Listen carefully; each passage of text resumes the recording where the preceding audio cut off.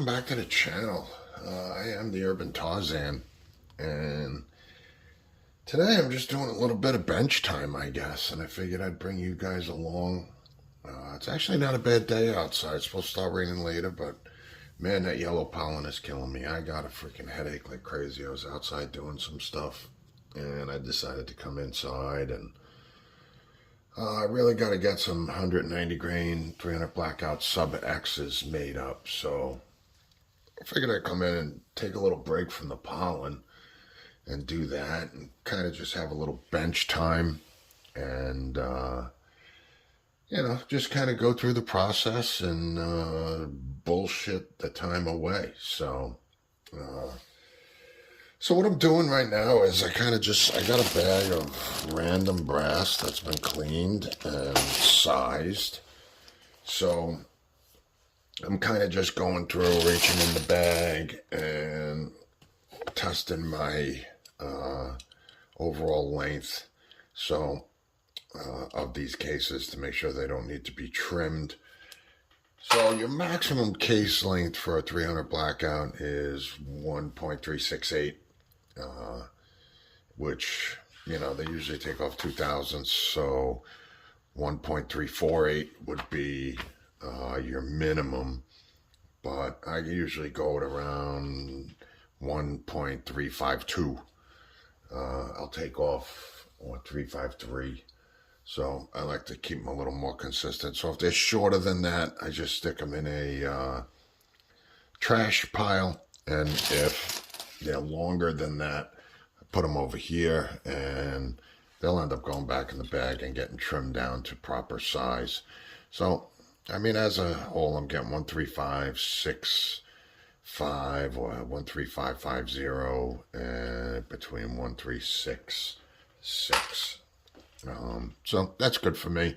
These are, I haven't seen too much deviation and that kind of stuff. So just kind of going through the bag. I think I got about 30.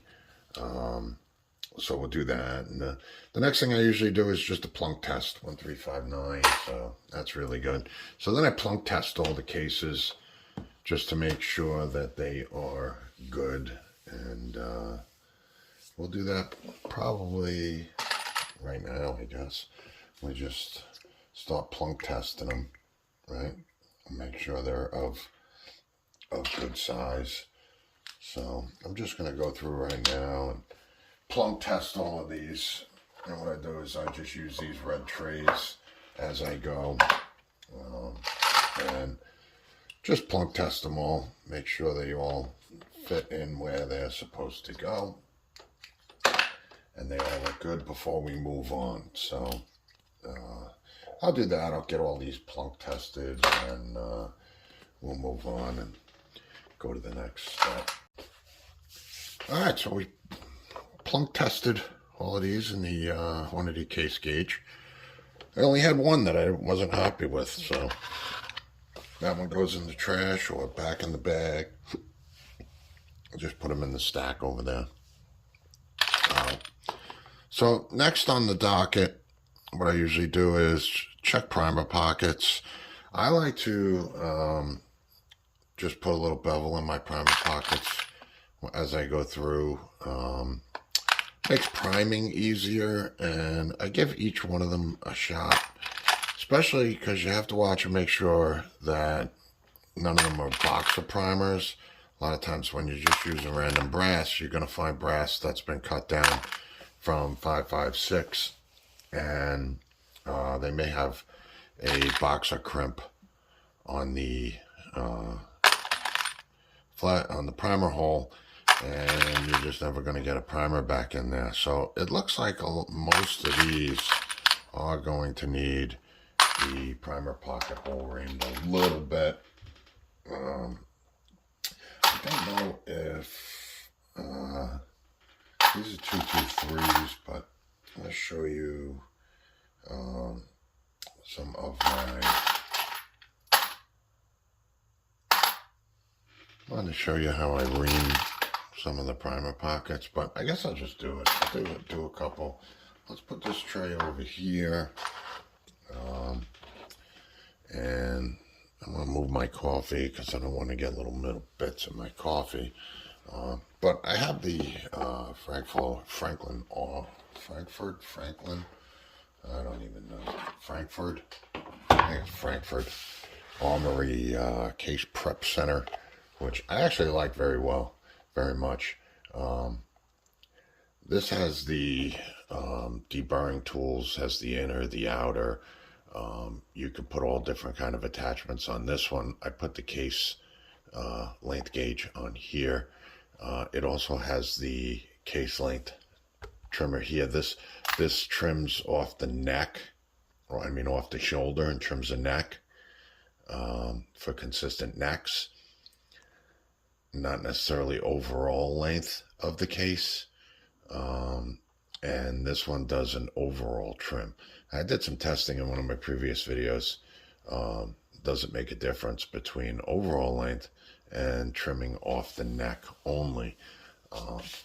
And honestly, I got better results with an overall. I was very surprised. I thought the, trimming the necks consistently would give you more consistent neck tension. And it all made sense that this would be a better method of trimming your cases.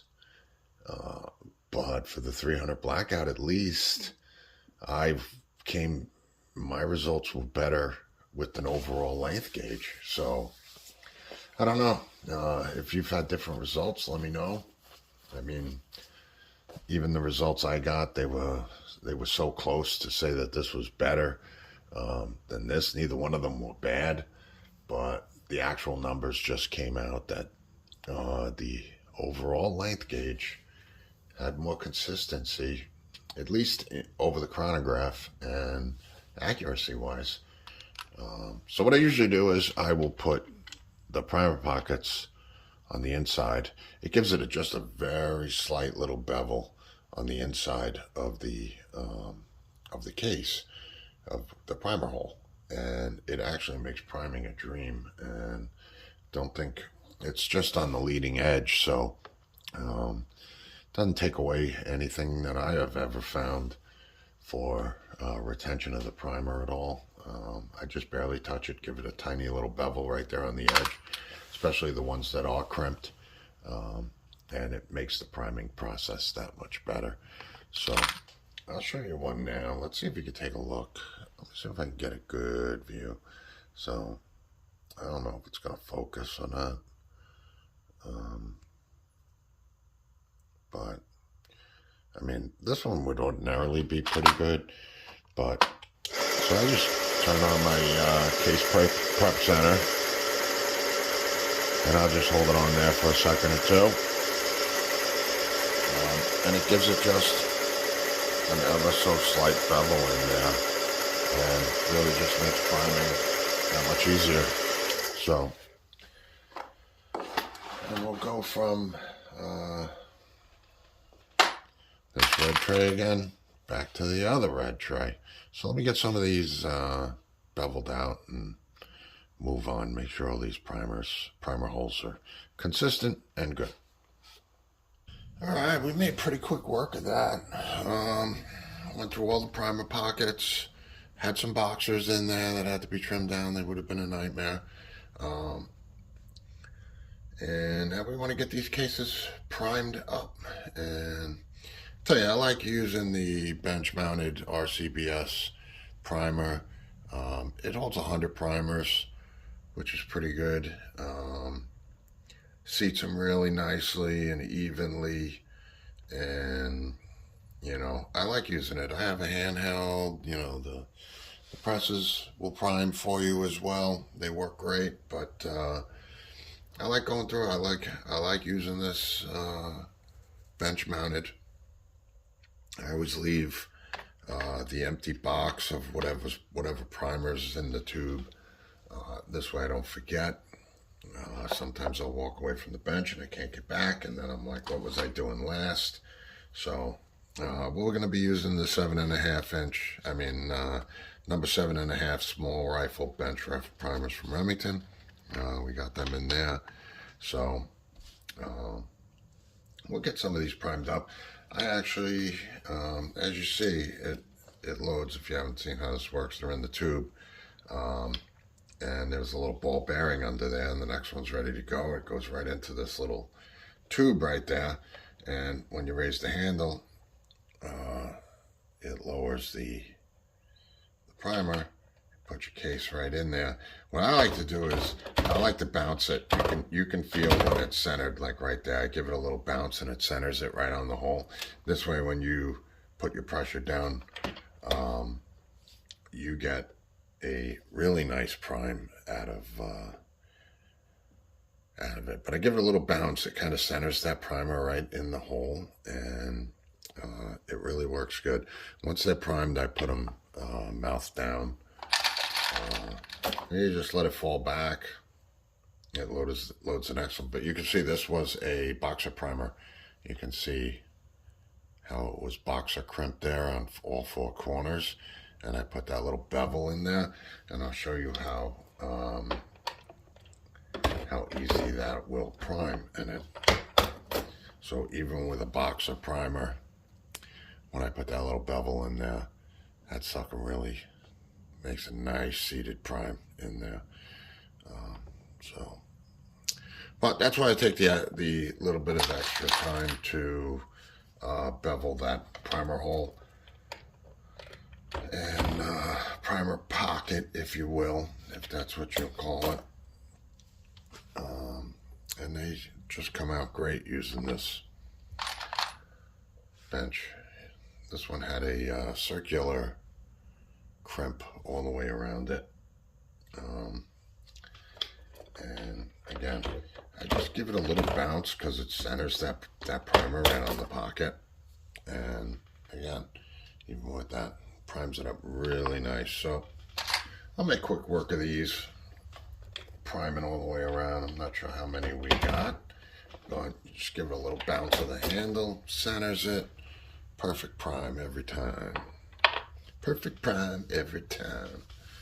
So I'll bang these out, get the rest of these done, have a little bit of my coffee, and I gotta change up my thrower and get everything done. I guess I got CFE 223 in there. Been doing some just some Hornady 55 grains for 556 and loading these up. So what I have to do is change out my powder. I was running CFE 223 in there. We're going to run CFE Black today, and so I'll have to get that all changed up. But and switched over. I don't know, I might just go and use this powder thrower for this operation and leave the 223 in the other one. Yeah, you know what? We might just actually do that. I might try to just set up that thrower with the CFE Black. I really do like this other powder thrower better than the Lee. But what the heck? I think that's what we're going to do. All right, so let me get these primed up, and I'll get that powder thrower set up. Then we'll use that Lee thrower. Sounds good to me. All right, well, we got our powder measure all set up. We got it loaded. We got it labeled with the CFE Black. If we come down here and we look at the book, let's look over here. Here are the 190 grain sub X's, CFE Black, 12.4 grains. Should give us about 1,100 feet per second. So 12.4. We haven't set our die up yet, but 12.4 grains. And as you can see, we are kind of just bouncing there from 12.3 to 12.4. So right on the cusp of 12.4 right there, kind of sitting there. So you could see it just kind of bouncing. But I've had the scale on for only about 5 minutes. So, but just disturbances in the air, it'll bounce around a little bit here and there.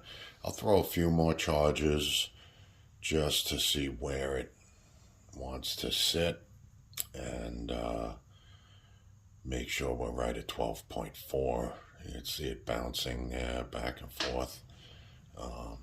But I think I got the thrower set up right where I want it. So let me just zoom us back out again, like so.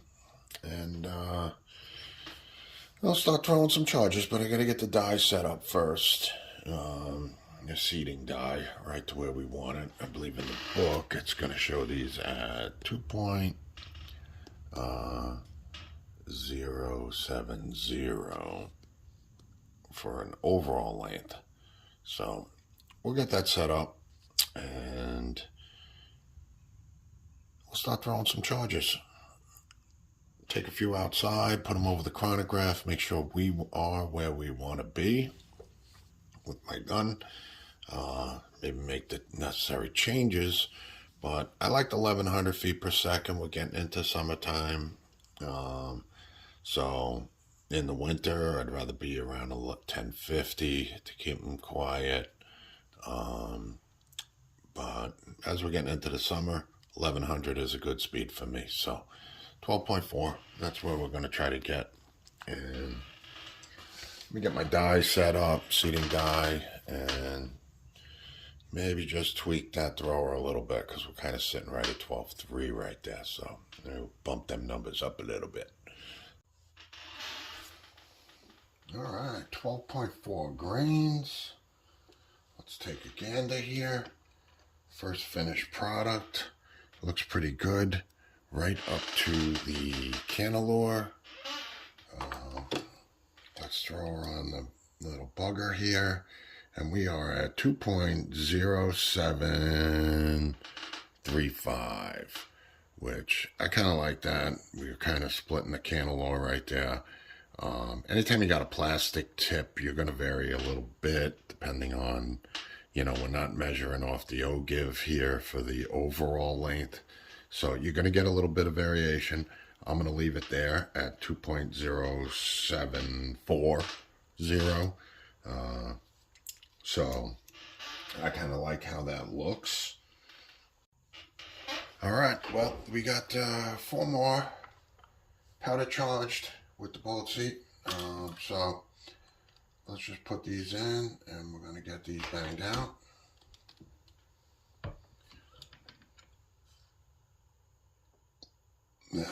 Looks pretty good. Let's take a quick measurement of that. This one must be a little bit long cased, but let's just take a quick gander.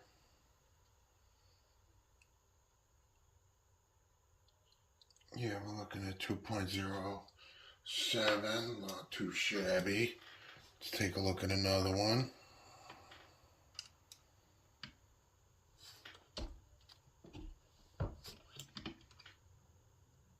Looking good. Let's just take a quick measurement. Not too shabby. I think I'm going to come out just a hair.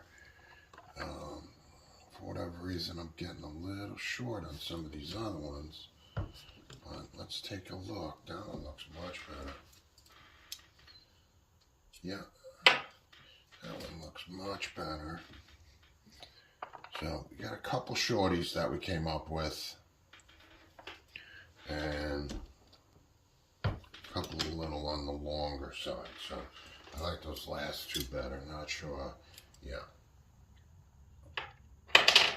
So we are looking good there.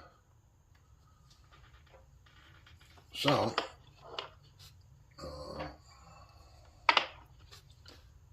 we got 5 ready to go. We can take those outside and give them a whirl. So we got a few that are just a hair shorter. That's a short one. You can tell by the canalore. That's a longer one. That's a shorty. That's a mid-range. And then 2 that are really good. So, all right. So we got our 590 grain sub X's loaded up. I have them in the magazine If you remember, we changed the seating depth. The first couple were deep. We lengthened them out a little. So I got them the longer ones first and then the shorter ones. So we'll see what our SDs look like that way. Not expecting great SDs on these, like I said, because we changed the seating depth. But I would like to know what ballpark we're in. The book said 1100. Let's see what it really gives us. So, and we are using my new chrono, the Garmin Zero C1 Pro. So much nicer than the other. So much easier to use. It's like a pocket chronograph. So we got that sucker all set out and ready to rock and roll. And let's see what happens. Let's see what we get out of these that we just loaded up and see what we get. These are 190 grainers.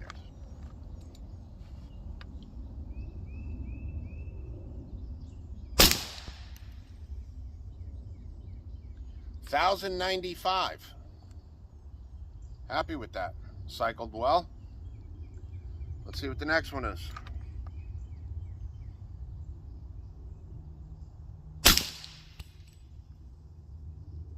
$1,081. And we got a failure to feed. Not sure why. Safety up.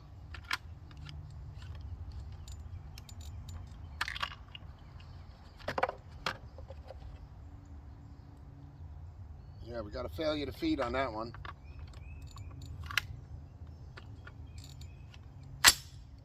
All right, let's try it again. That's 1,081.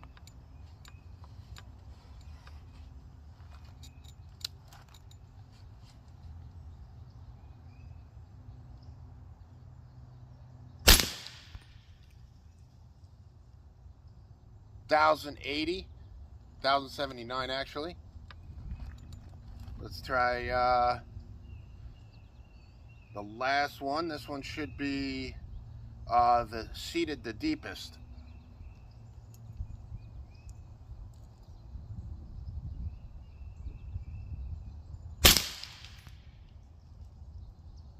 $1,102. So, and then I actually have some other, I think they're 150 grain soft points, but in there. Let's cycle. I wonder why we didn't get a good feed on this one, but it did jam the bullet, so we're not going to fire it.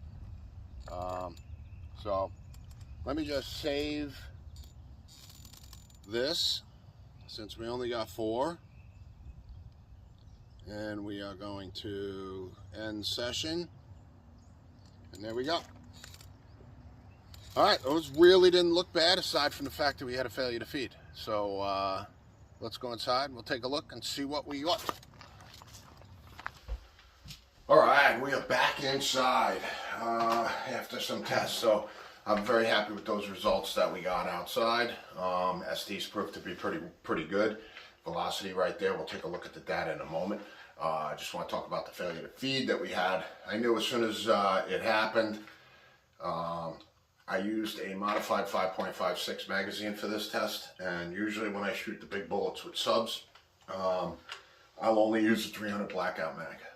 Generally bullets with a point on them, they'll be fine in these magazines, but if you get a blunt nose bullet like the 190 grain sub X, if you don't use a 300 Blackout magazine, you'll get failure to feeds. And the reason is it sits it on a little bit more of a cant. The lip in the front comes up a little higher on a 300 Blackout magazine, which gives that bullet just a little bit more of a tilt to hit that feed ramp.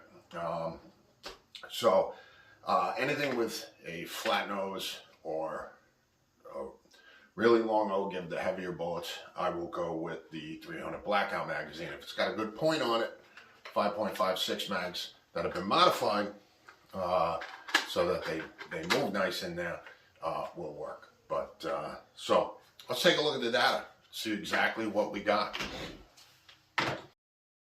All right, so here we are in the app for the Garmin chronograph. It's called Shot View. This is the results from today. As you can see, it says today, 1:07 p.m. We got 4 shots recorded. The 5th shot, we had that failure to feed. Okay, our average kinetic energy out of those bullets is 500 foot-pounds out of 190 grain, subsonic. Our average was 1,089.7, 1,090-ish, which, honestly, I mean, they said in the book 1,100 feet per second. So, man, we were right on there, 12.4 grains of CFE black, right there. We had a spread of 22 feet per second and a standard deviation of 9.5.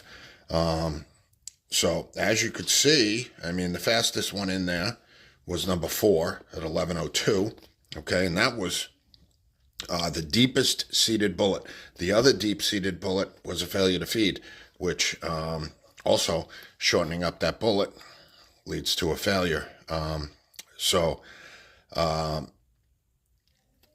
deeper the seated bullet, the more pressure you're going to generate, so the faster generally you're going to go. So even if we took off another 5 feet per second for that, man, that really would cut our standard deviation down and our spread by another 5 feet per second. So those actually worked out really well. So as you can see here, we're all hovering around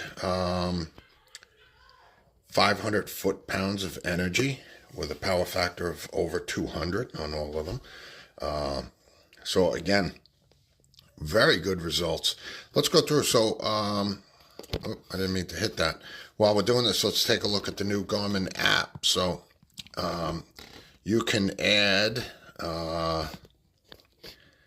notes at the bottom, as you see here. I put in there 12.4 grains of CFE black. I could put other notes in there if I want, like today's temperature outside. It's warm out today.